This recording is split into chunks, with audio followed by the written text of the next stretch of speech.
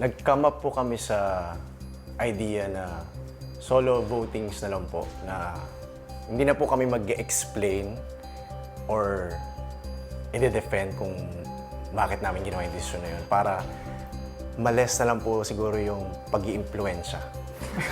Follow your guts and feels. Yeah. Good job, guys. Yeah. Mahirap to, pero huwag na natin pahirapan pa yung sarili. Wag natin. Too much na. Ano yung...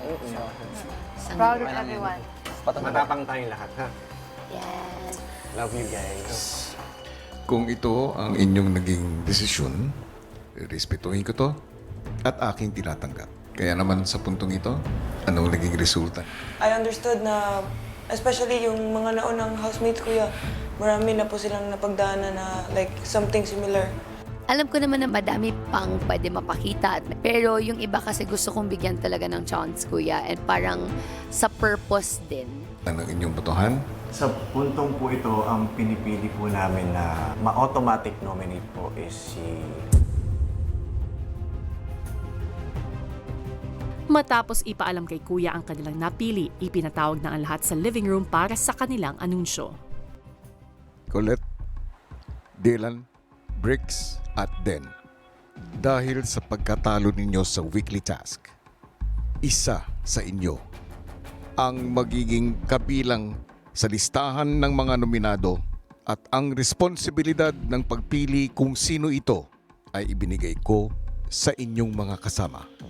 Ngayon, oras na para malaman ninyo ang kanilang pinili. Ang kabilang sa listahan ng mga nominado ay ikaw,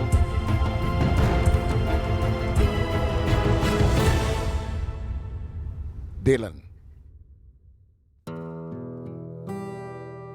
Feeling ko kuya, kaya nagtungtong sila sa ganun decision is binase nila sa personality ko na kaya kong i-take ba. Kasi pag-uusapan, minimize yung ma-hurt. So feeling ko, alam nila na kaya ko and hindi ko mamasamain. Kaya ako yung napili nila. Sa lahat ng ito, Dylan, meron ka bang mga pagsisisi? Pagsisisi towards sa papakita ko ng sarili ko po sa iba, wala po. At ano naman ang mga balak mong gawin? May isang linggo pang haharapin. Siguro kuya, mas magbe-build ako ng connection with them. One more week with them compared to a night na akala ko lalabas na ako mismong gabing yun po, kuya.